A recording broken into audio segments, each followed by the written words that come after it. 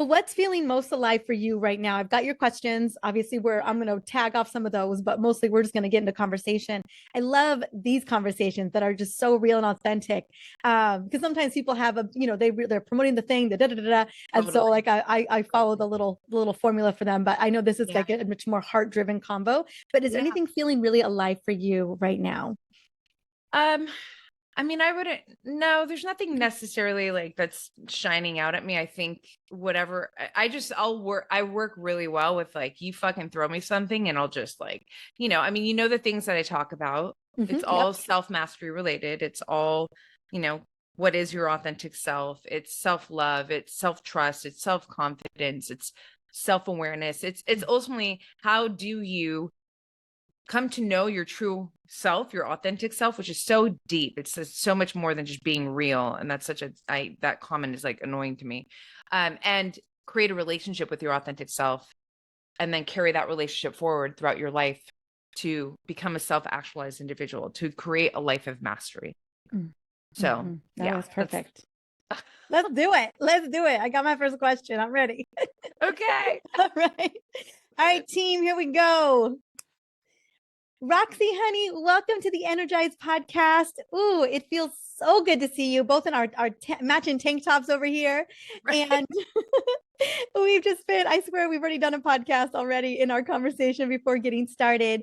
But the first question that came to me, it came to my heart is that one, I just want to just share with everybody, you're one of the most authentic, most confident, most sexy, most like embodied woman I've ever met. And the second I met you, like cat eyes with you, I was like, ooh, this is someone I need to be around. Like this is the energy. We were like magnets. Like I just knew.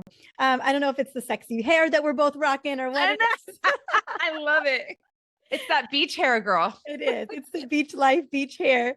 I And love it. so because you just this is an energy that you radiate, an aura that you radiate. I know that it was by design. How did you step into your authenticity? How did you find that confidence? Like kind of what was that? Obviously it's a journey, but was there a Yeah. moment where you were like, I am going to own who I am. I am going to have agency over who I am. Yeah. Well, it's a series of moments. Like you said, it's a journey, right? So you're a little girl and then you get into your teens and then you have to start making sort of bigger decisions about what you want to do when you exit high school. And, I moved from Los Angeles to Kauai straight from graduation, right? And because for me at the time, I was like, I just want to surf all day. Me and my boyfriend, we'd been together for years and that was our life, right? And my mom gratefully was so just supportive of me moving in the direction that I wanted to move into. Would it be the ideal scenario for a parent? Maybe not necessarily, and I'm not trying to say that that's what she was thinking, but what I so appreciated is that my mother was like, all right, you know what, go do your thing, where your home is if you ever want to you know, come back this way. And I love you and I support you. And that was like one of the first bigger decisions, right? Where I was taking initiative. I was going to create my life path. The journey from there is so robust. I mean, I've lived around the world, multiple cities. I mean, from Kauai to Oahu to New York City to Paris, back to New York. And, and there's obviously a lot in there that can be teased out. But what I want to actually share with you when we think about the authentic self, which is, it's a core conversation for me because it's really your ticket to entry to a life of mastery. And I'm not here to live any other kind of life. And that's, the life that I advocate for to my community. And, anyone who's paying attention to me is like, we're here to express our highest self. We're here to create this inner world where we are so in sync, rooted in harmony with our true nature. We love ourselves, we trust ourselves, we respect ourselves. This creates behaviors and habits that then get pushed out into our external world that creates a life of mastery. What I was going to share with you is when we think about the authentic self, this would be years and years later that I would think of this one example of authenticity that at the time, I think I was in the fourth grade. So I think I was 10 years old. You know, I'm not knowing anything about authentic self, mastery, or any of this stuff, right? But I had a choice to make. And it was an interesting situation where I'll go through the story quickly to get to the main point. But I was friends with a group of girls, and these were the sort of quote unquote popular girls, which I've never subscribed to any of that. But, you know, if we were watching a movie, that would be the case, right? These were the girls that were most known and whatever. And there was a bully in this group. And she didn't bully me or, you know, any of the girls, but she had that, you know, aggressive character that she would put out to other kids. And one day at recess, there was this really quiet, introverted Asian girl who was playing handball. By the way, this is like the 80s. I just want to insert that. I'm 45, right? So like, yeah, I'm 44, right? This is like, okay. just like this is 80, 88. Yeah. The best era ever, 80s forever. So this girl is, you know, playing handball quietly to herself, and the bully's name is Katrina. Katrina starts just picking on her, just totally talking trash, basically. And I'm watching this, and everything is happening so fast, right? Like I'm a fast processor. I'm looking around, I'm looking at the girl playing. I see her head dropping lower. I see Katrina rising every time the girl's, you know, confidence is being decreased. And then I'm looking at the other girls in the group, and I'm seeing their discomfort. I can feel, I'm an empath, like I feel energy is my first language, right? And I'm watching all of this. So the girls are uncomfortable, right? But they're not going to say anything. And I understand why. This is, again, I'm not thinking about this in this moment, but years later and having psychological skill sets, I understand what was happening, right? It's very dangerous to go against the quote unquote leader. She wasn't my leader. But from a tribal perspective, like if we go back to ancestral times, right? You don't do that because you can get kicked out of the tribe, and that's very dangerous, right? We need to be liked and belonged for survival skills, right? That's how our brain is hardwired, right? So I'm watching all of this. So these girls aren't going to say anything. She's rising up and getting more bullying, and this girl's just dropping her head down deeper. And it bothers me, really bothers me. So what happens is it puts me in a position. I have a choice. Am I going to go along with this, or am I going to do something? And there would be, anyone would understand if I went along with it because of what I just told you prior to, right? It could be dangerous. You don't want, but I couldn't do it. I couldn't go along with it. So what I did is I walked over to the girl playing handball, and I started playing with her. And it put Katrina in such a rage. And I was fine. I was waiting for that because, I mean, Katrina, we're going to go face to face, and a teacher came and stopped it. The reason why I share this is because when I look back at that moment, that was one of the first pivotal moments where I chose my authenticity. My authentic self could not watch this go on and be okay with it. Even if it meant I'm going to be put in a very difficult, challenging, perhaps painful position.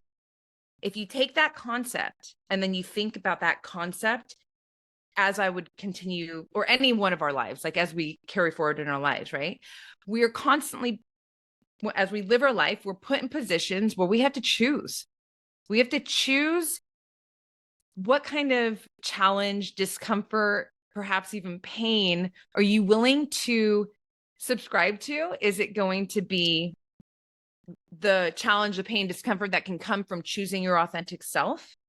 Or is it going to be the challenge, pain, discomfort that comes from betraying your authentic self?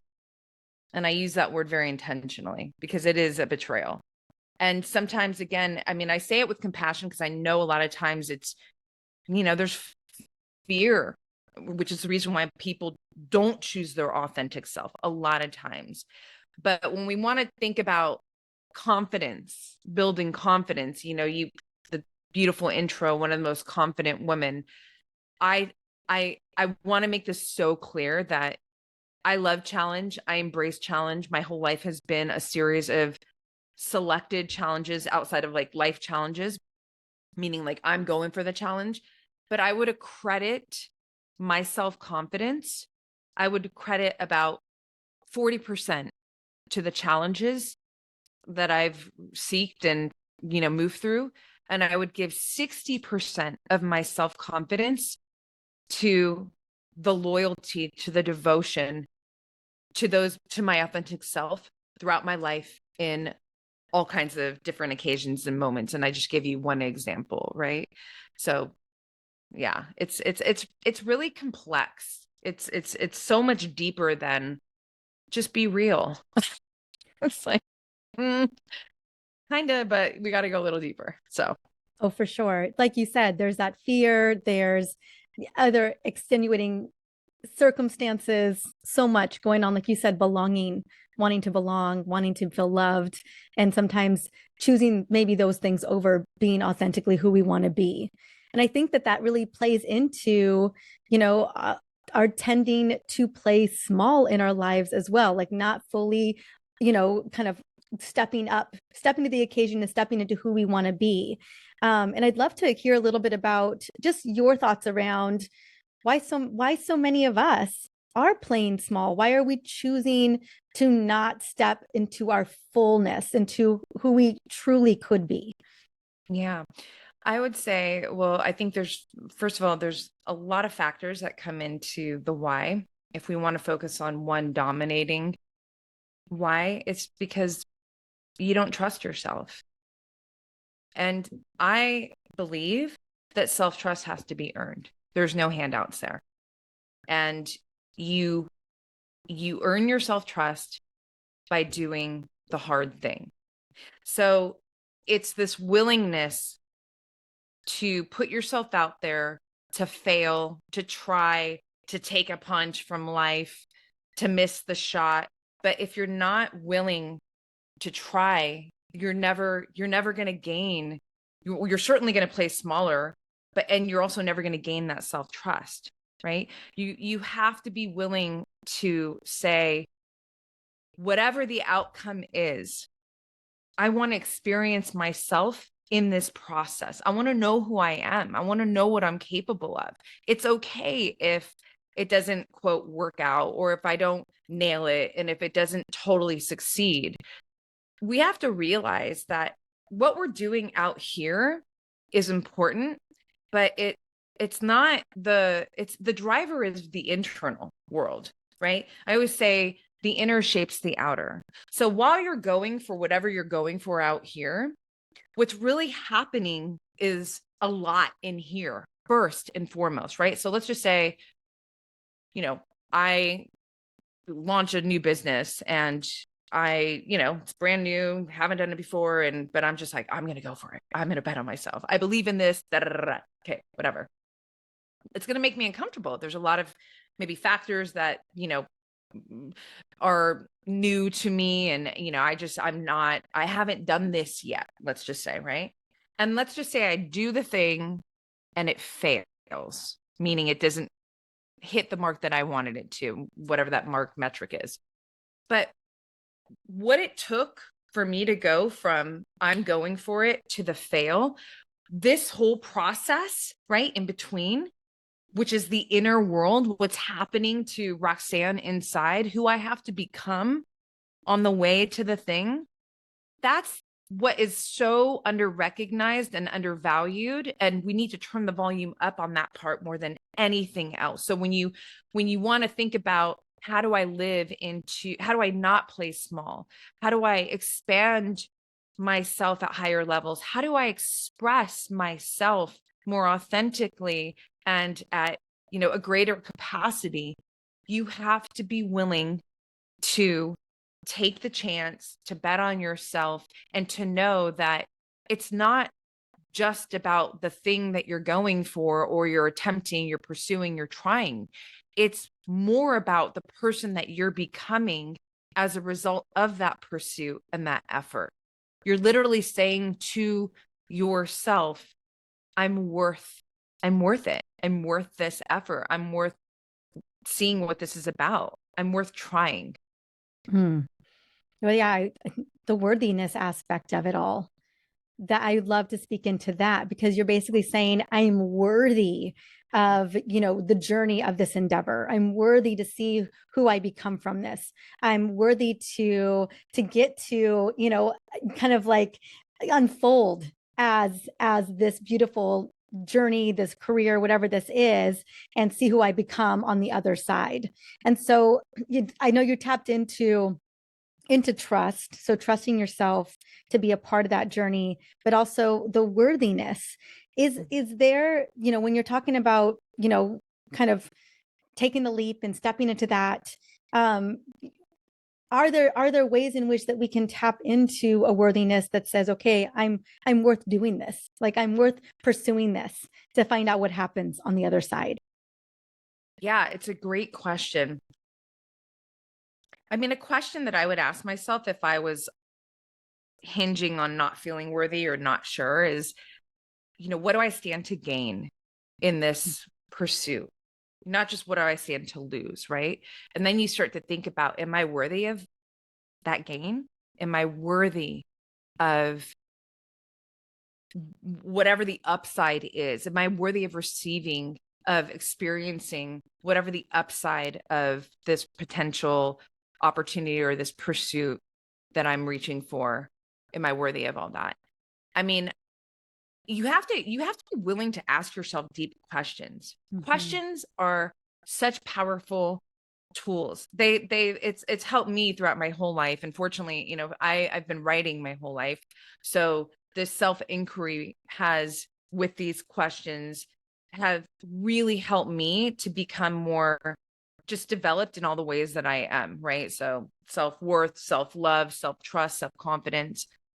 I think it's just asking yourself deeper questions of, why would I not feel worthy of moving towards this pursuit, this challenge, this experience, and digging into that why, right? So, I mean, there's so many reasons why people have worthiness issues. A lot of it stems from childhood. If your parents or your caretakers, or if you weren't receiving some kind of feedback that did move into, your self-esteem. Self-worth lives in self-esteem, right? And this is different from self-confidence. It's, I feel worthy of this situation. I know my inherent value. If you're being raised, especially in these earliest years of your life, and you're not receiving some kind of recognition, love, validation, you might have some serious worthiness issues. And then there's, other reasons as why. But I know that is a huge piece to why a lot of individuals feel or have discrepancies in their self-worth. So to answer your question again, just to kind of make it more clear, I will always be promoting the power of journaling, because it has been the biggest tool for me in my life, in my coaching practice. I see what it does for other women. You can't ask yourself big questions just in your head. You need to actually get into the classroom with yourself. The journal is your safe space to do this, to become the student of self, to ask yourself deep questions, and don't be lazy. I'm kind of like a little brat when I say that, like, don't be a lazy thinker. But the truth is that most people are lazy thinking. You have to be willing to just, why, but why that, but why that, and not from self-judgment, not from this critical, perspective of yourself, but from curiosity, from inspiration. I want to understand more of myself. I feel unworthy in this scenario right now. I'm really curious as to why that is. Where did that come from?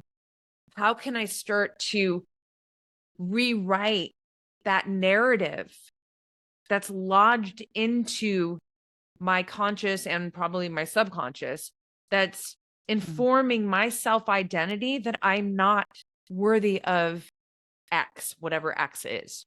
Mm. I want to get into journaling, but there was another thing that you said in that pursuit that really struck me, which is, who do I need to become? Yeah. And this is a question that I journal out, that I really contemplate, especially when I'm stepping into something really big. motherhood was one. I remember when I was pregnant and I was like, who do I need to become to bring this light being into the world? Like, how do I, coming from a place of my own childhood, not so great, like, you know, seeing mother models of moms that I was looking to up level. And so really asking myself, or anytime I'm taking on a massive endeavor, like, how do I embody that version of her who's already doing it? So there's a version of me doing that. I'm trying to figure out, how do I get to be her and embody that as soon as possible? And you had mentioned that in that journey of like, who do I need to become? Is that a question that you ask yourself often when you're stepping into something really big, Roxy? Is that a journal prompt that you maybe recommend to the women that you get to coach? I'm just curious. That's a question that just expands me and just opens up wide for what's possible.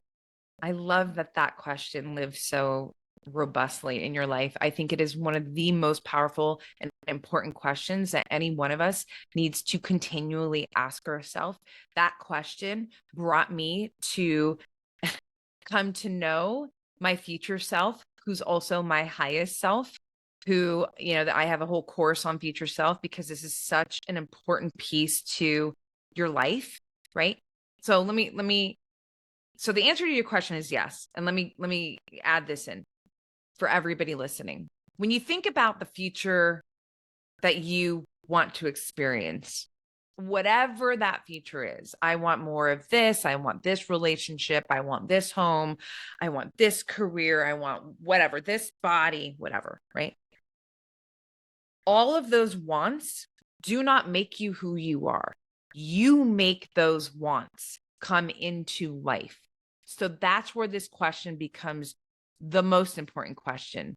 Who do I need to become to create these experiences? So when we think about the becoming, like, who is this version of Roxanne? So what am I going to think about? I'm going to think about, what's her mindset like? What are her standards like? What are her behaviors like? What are her habits like? How does she move through challenge? Does she have guiding principles?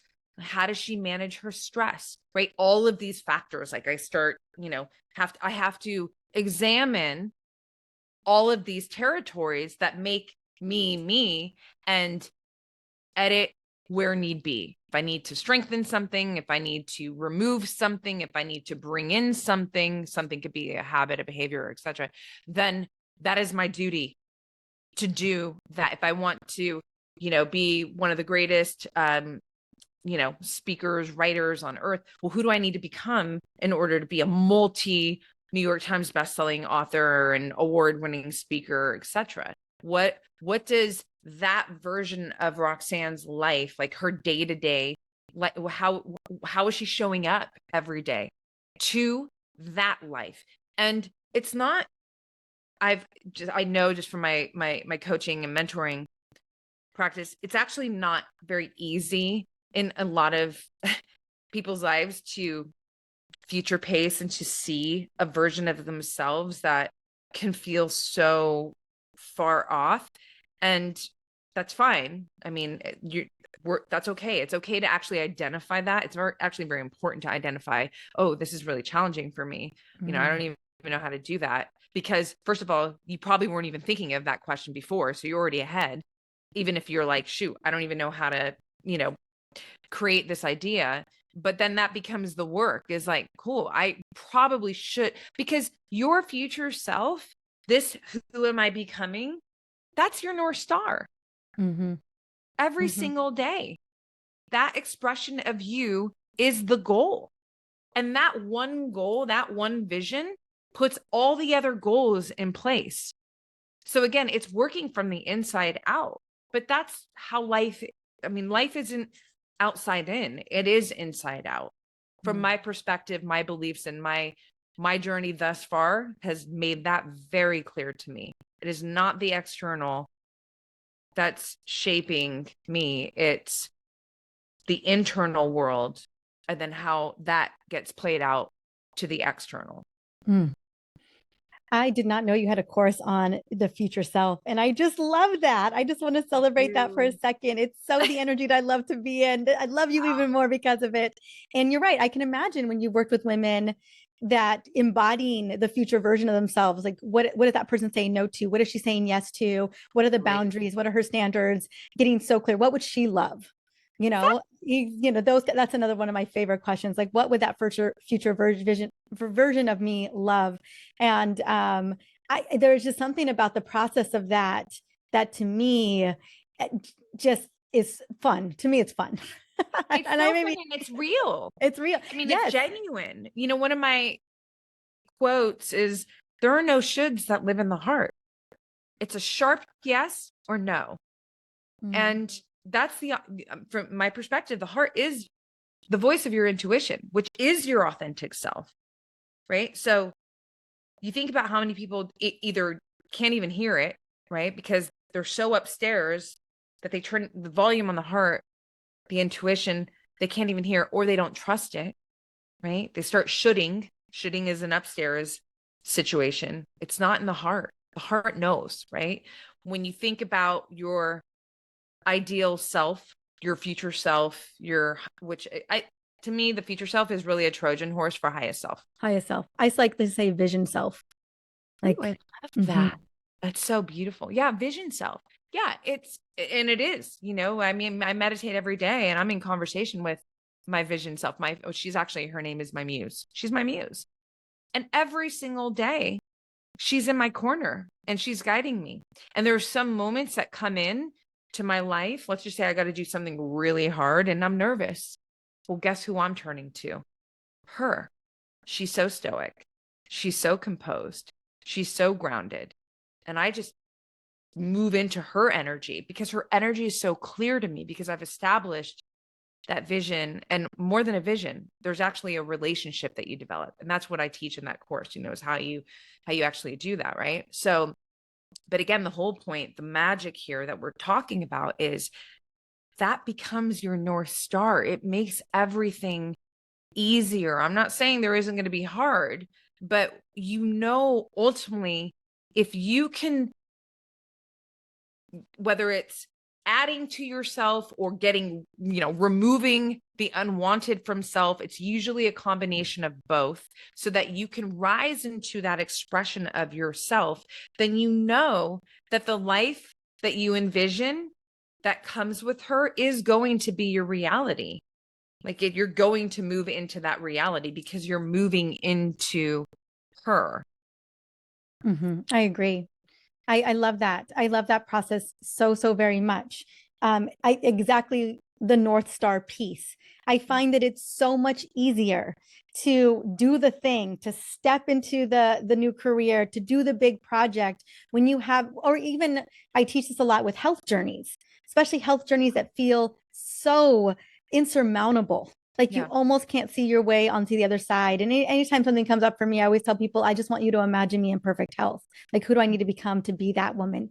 And, but when I'm very clear on how she operates, what she's doing, who has helped her, the habits she's embodied, the things that she let go of, because goodness knows a lot of that is tied into that health as well, that I have a North Star. And all of a sudden, it's not so much efforting, willpower, trying to stay so beyond motivated. There's something to be said about knowing that you're heading in that direction and that you're so clear on that North Star that you have a path to follow, that you don't need to just grit and bear your way there, that you've got something to follow. And so to me, it just makes the path not only more enjoyable, but more doable.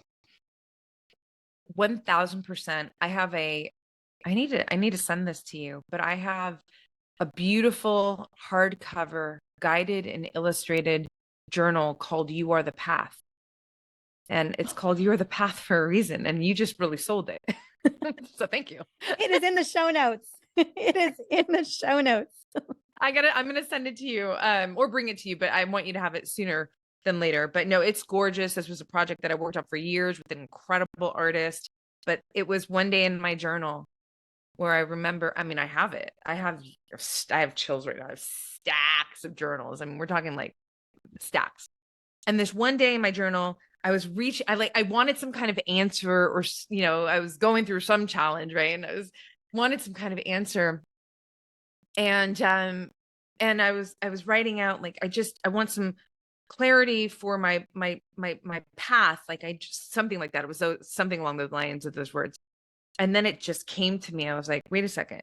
And I write this out. I have a screen grab somewhere. I'll send it to you just for fun, just so you can see it. And it's like, wait a minute, I don't need the answers. Like, I am the answers. I am the path. You are the path. And it was literally in my journal. I was like, what? It was a mic drop moment for me in my journal, because it really clicked. It's like, it's all within you. Again, it goes back to what I was saying before. It's like the inner shapes the outer. We haven't been sold on the inner, though, in our society. Everything has been go out there. You receive all of what you want, and even including like who you are, from out here.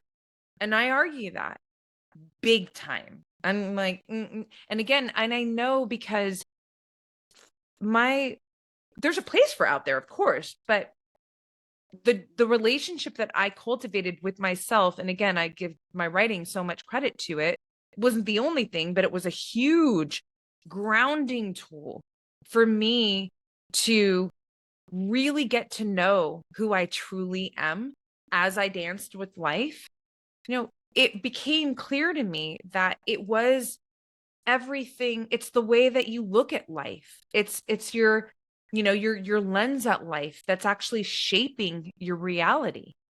And I mean, that's a simplified way of putting it, but it really, to me, it is a truth. It is a truth to me, and it has only served me. The more I became very clear on that, the more that my agency went up, myself, my personal accountability. I mean, everything, your inner world starts to shift. Like, well, if I'm really creating my reality, if I'm really responsible for the life that I'm living, well, then I better make sure that, you know what I mean? Like that I've got what I need in here to create the experience that I envision for myself. I want to tap into journaling. I just want you to know how much I freaking love it. And I love that you've really tapped into that being such a powerful modality for carving your path, going inward and figuring out how to create what you want and how to develop yourself. And I will say that I've talked to a lot of people about journaling over the years, over the decades, and there is so much resistance around journaling. And so I want to get into this a little bit with you, because I have a feeling that you've worked with a lot of people where that is the same situation. I mean, I'm looking at journals right here. I have journals right over here. I journal every single day. And some days I journal where I have prompts. And I love that, because sometimes I just want to just be prompted, sexy prompted, in the sense of like sexy questions, where I get to go deep, but it's just nice where I don't have to think about the actual question itself. I get to think about the answer. And then there's other days where I really do more free form based on the deeper questions I'm asking myself. And so I feel when you write it down, it is the most potent form of you alchemizing what you want. So I believe that 100%. And so we are so aligned here. I was literally just journaling like an hour ago. But I have found, this has just been in my experience, just with besties and even other high powered players, that it is not the area that they necessarily tap into. And so, one, I want to hear how you inspire people to journal more. And then two, I would love, a couple of, what are some of the most potent journal prompts that we can anchor into today that maybe will inspire someone to pick up a piece of paper, grab a journal. And I'm talking writing, everybody. I'm not a Google Docs. I have a lot of things that live in Google Docs too. It is not journaling. Right. That is written form. Yeah. Well, so much to say. Okay. So a couple things. Before I would give a journal prompt, I would want to share with you what I have learned, because I have talked to, I mean, at this point, it's got to be thousands of people about journaling at this point in my life, professionally, and, just in life, right? I want to share a couple of the ideas of what actually holds individuals back from journaling. Number one, self-judgment. Before they even go to the journal, they think that they need to be some kind of writer. Like, I'm supposed to I mean, literally, I've had women tell me I don't like my handwriting. So I'm not, and I say that with I compassion. can't even read mine, girl. I have no. Let me just put that out there to everybody. No one can read what I just wrote. You know what I'm saying? Like, there are days where I'm like, what is that letter? What is that whole word? All the time with that. I'm like, I was doing that this morning. I'm like, what is that word? What did I say there? Well, but the point is that there's just so much judgment. Yeah, totally. There's so many ways to get in the way. Yeah. And then you got to ask yourself, where else am I doing this in my life? Mm-hmm. Where am I stopping myself from doing something that would likely benefit me? But because I'm judging myself, I'm not making the move. So I just want to insert that, because that is number one. Let's just mic drop that right there. If there is stuff coming up for you not wanting to journal it out, how is that same stuff keeping you from doing other things, really stepping into your potential? Yeah. And then, so, it's this, you have to be willing to not have any kind of expectation of yourself. You have to be willing to be so honest with yourself.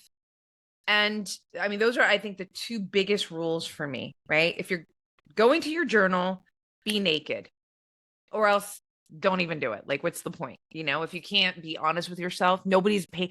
Your journal is not going to, talk trash to you. Nobody's reading it. It's literally this space of very, and you don't even have to read it again. You don't even if you don't have, you don't want to. You don't, exactly. Yes.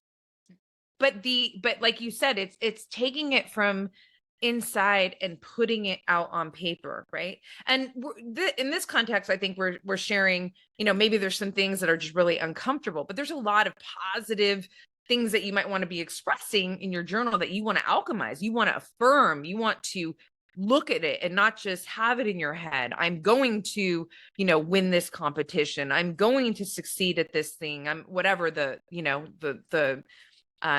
thing that you are holding in your mind and your body is. I see journaling as a ritual. So for me, rituals are routines done with heart and soul.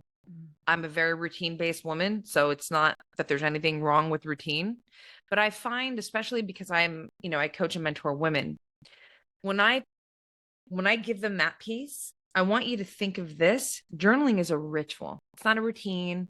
I don't want you to take away the whole, like, this is not self-development. It is. But what I want the women that I speak to feel about journaling is that this is a very sacred, sensual, intimate experience that they give to themselves. I don't care if it's 5 minutes. I don't care if it's 3 minutes, but it's you entering that energy, this ritual with yourself, just to allow yourself to be with yourself first and foremost. Then, the more that you practice this ritual, the more that you realize how beneficial it is for endless reasons. And it certainly becomes a must do in your life. I mean, it's the greatest experience for me when women come to me and said, I've never been able to do the journaling until listening to you. For some reason, you've made me want to journal, and now I journal. And do you know why this is so important to me? Ultimately, if we were just going to keep it simple here, it's because my ultimate goal is to help you get into the most loving, trusted, and respected relationship with your authentic self. Your journal is your passport to that relationship. But you got to put in the reps. You got to practice it. You have to be, consistent with it, like anything, lifestyle. It's like one-off stuff doesn't do much, could help, but it's that repetitive practice that makes the big difference. So I think it's just reframing journaling, taking it out of this. Yeah, it is a self-development tool, but to me, that's almost very masculine energy. Nothing wrong. I am a very edgy woman. My masculine energy is like, I'm here right now, but I'm very rooted in my feminine energy. And I see the journaling I have an energetic flow in the day where it's yin, yang, yin. And in my yin in the morning or in the evenings, the journaling comes in. The yin is the feminine, right? And then the centerpiece is the masculine energy. And this is where I'm pushing and doing the pull-ups in my business and, all the Girl, things. watching your pull-ups yesterday and IG stories. Ooh, I was like, get it. I love the pronated because they're the hardest pull-ups. So hard. Oh my goodness. You bet. Like the pull-ups, like the journaling. If you don't put the reps in, you're not gonna, I'll start losing my pull-ups, So yeah, I cannot say enough about the value of journaling. And again, the piece that I want to make very loud and clear is that it's you getting into a beautiful, powerful relationship with your true self. Mm-hmm. And then when that relationship is truly forged, like you are so on your team, that changes how you move through every single day of your life. It just does. You play it, you're playing on a different level in life with yourself. I just love the way you articulate all of that. I haven't really thought a lot about what journaling has brought me. It is very much a ritual. I've almost pretty much journaled every single day for the last, I want to say 12 years. And last year, I remember making a commitment at the beginning of the year that I would journal every single day without fail. And I did. There's here and there, well, not last year. Last year was every day, but here and there. Yesterday, I was so tired. At the end of the day, I was so tired. I had a horrible migraine, and I was looking at I had it in my lap, girl. And I was like, you know what? I'm going to effort through this process, and it's okay if I do it tomorrow. And so I gave myself permission out of it. But for the most part, I will tell you, it has been, I think, one of those questions, who do I need to become? And what would I love? I think that's one of the things when I connect with women so much is they don't even know what they love. They have no idea what that feels like or looks like for them in terms of it guiding their path, Yes. and so for me, it's just a non-negotiable. It's who I am. It's a part of who I am. It's a guiding force, a guiding light in my life. It keeps me on track. It keeps me focused. I know exactly where I'm going because I'm journaling. I'm practicing exuberant gratitude right now as well. And it's a part of my journaling process is my exuberant gratitude. It's just, I have multiple gratitude practices throughout the day, but one of them is getting it in writing. And so I just, there's so many like yummy wins to the journaling process. It's a part of who I am. It's a part of who I'm becoming is journaling. But I've never thought about in a way of really understanding why it is so critical for me, except that it is who I am. And so I love that you are putting it into words, something that I've embodied for so long and haven't really thought about, really selling the vision of it. I do to friends and family. And I cannot tell you how many times I've bought journals for friends and family. And I often, it's a debate because I'll qualify it and say, hey, I really want to get this for you, but I also want it to be something that's going to serve you, be of service, and so, but I think I've bought dozens and dozens of journals for besties over the years, because I always believe that it's a tool of transformation. It is. And I'll just insert this. Listen, it's hard to sell. It's the greatest, one of the greatest, if not the greatest levers in self-awareness, like to pull on, to strengthen your self-awareness. And self-awareness is everything. It's the foundational piece to growth. It's the ultimate agent for growth, right?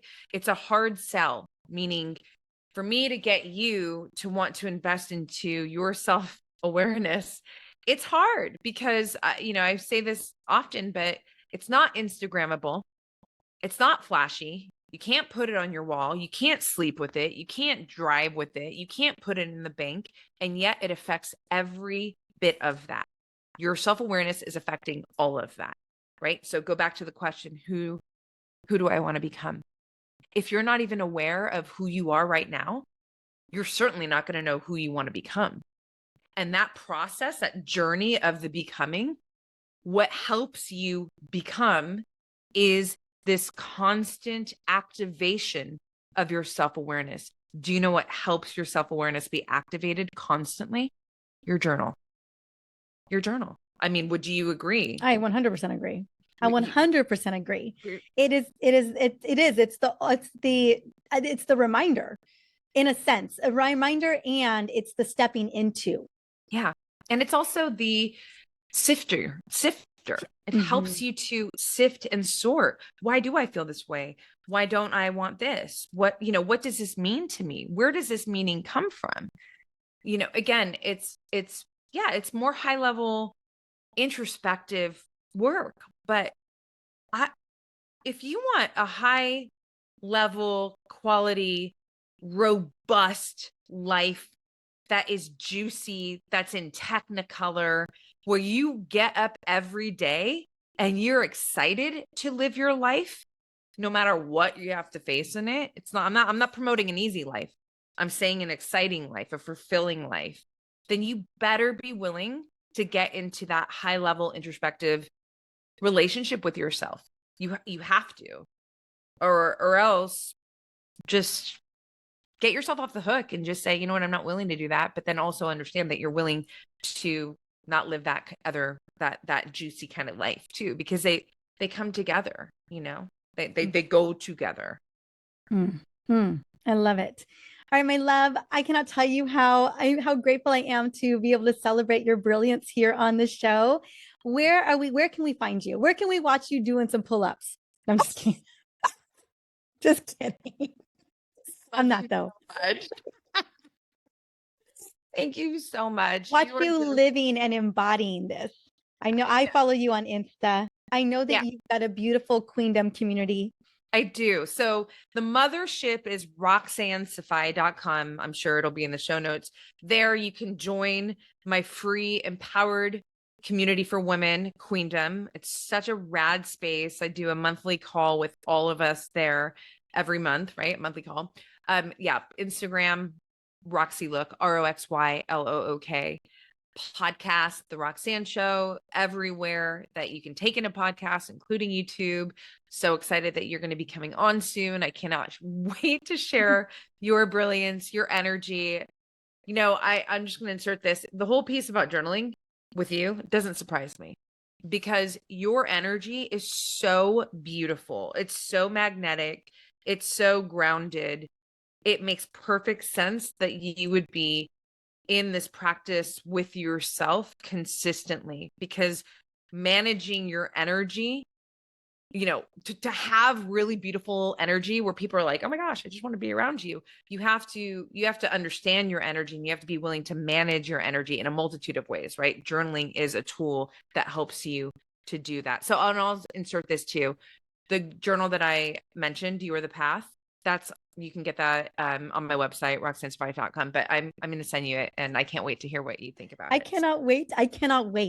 Yeah, I already envisioned myself feeling. I just can't wait. I can't wait to see what's inside. I can't wait to write it. I am one of those women who I am like, give me the juicy question. Let me go deep. Okay. Good. It'll so take you there. Yes. I'm so ready. I'm so ready to be there. Well, honey, thank you so much. It was beyond a pleasure.